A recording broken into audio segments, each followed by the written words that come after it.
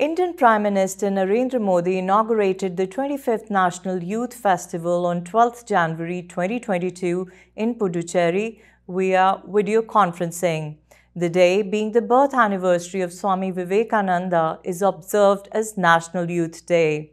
During the event, the Prime Minister unveiled selected essays on Mere Sapno Ka Bharat and unsung heroes of Indian freedom movement.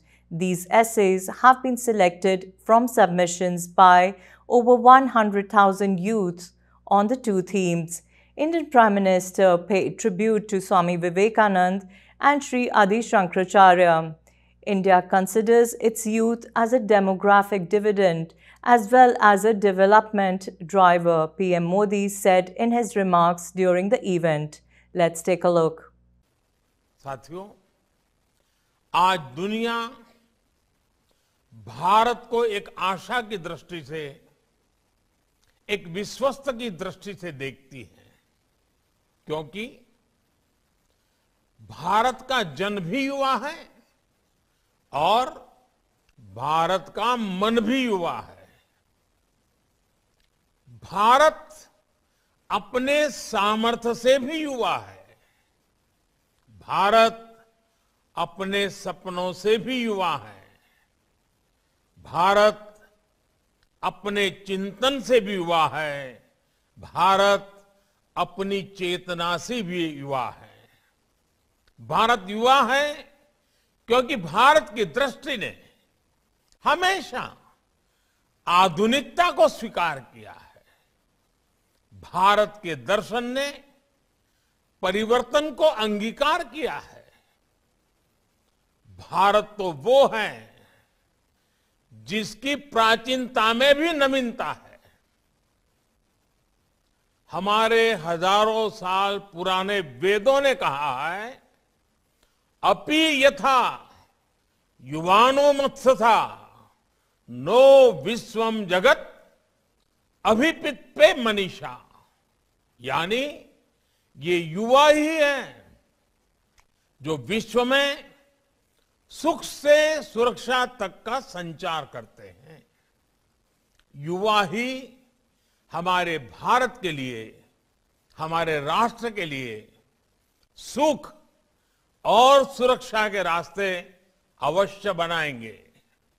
इसलिए भारत में जन जन से जग तक, जन से जग तक योग की यात्रा हो, रिवॉल्यूशन हो या इवोल्यूशन, राष्ट्र सेवा की हो या समर्पण की, बात परिवर्तन की हो या पराक्रम की, राह सहयोग की हो या सुधार की, बात जड़ों से जुड़ने की हो या जग में विस्तार की, ऐसी कोई राह नहीं जिसमें हमारे देश के युवा ने बढ़ चढ़ करके हिस्सा न लिया हो।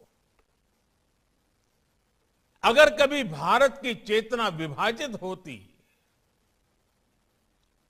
तो ऐसे समय शंकर जैसा कोई युवा आदि शंकराचार्य बनकर देश को एकता के सूत्र में पिरो देता है। जब भारत को अन्याय और अत्याचार से लड़ने की जरूरत होती है तो गुरु गोविंद सिंह जी के बेटे युवाओं का बलिदान आज भी रास्ता दिखाता है। जब भारत को आजादी के लिए क्रांति की जरूरत होती है तो सरदार भगत सिंह से लेकर चंद्रशेखर आजाद और नेताजी सुभाष तक कितने ही युवा देश के लिए अपना सब कुछ अर्पण कर देते हैं। जब भारत को आध्यात्म की, सृजन की शक्ति की जरूरत होती है, श्री अरविंदो से लेकर सुब्रमण्यम भारती से साक्षात्कार होता है।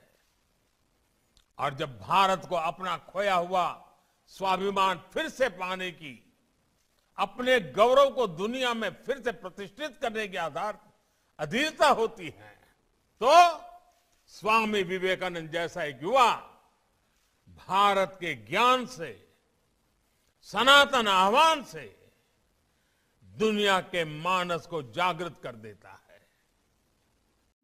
मेरे सपनों का Bharat, where the bell of happiness rings, where the birds in harmony sings।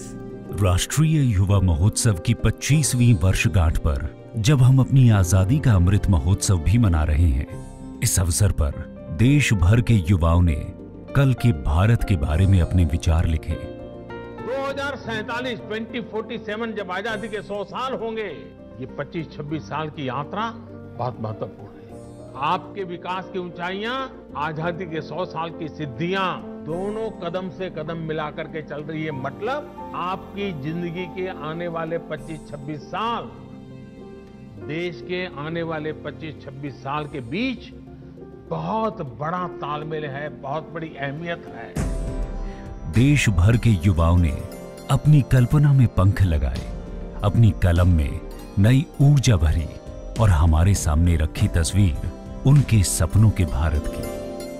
मैं चाहती हूं कि मेरे सपनों का भारत आर्थिक और राजनीतिक रूप से एक सक्षम देश हो। These environmental issues will be taken seriously towards the clean India, towards the better India. And people will be full of compassion, enthusiasm and bliss. It is 100% literacy rate in India.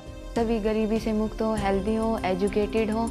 So the India I see in 2047 is technologically very advanced nation. I believe that we youth will change the future of our nation. I love my country and I am very proud to be an Indian. मेरे सपनों का ये भारत कब मुझको मिल पाएगा? जब पहुंचूं दूर गगन में, देख मुझे मुस्कुराएगा। देश भर के लाखों युवा सपनों का भारत विषय पर अपने विचार लिखकर ये साबित कर रहे हैं कि उनके लिखे हर शब्द उनके संकल्प हैं, जिसे वो अपनी प्रतिभा और परिश्रम से सिद्ध करेंगे और करेंगे निर्माण एक भारत श्रेष्ठ भारत का।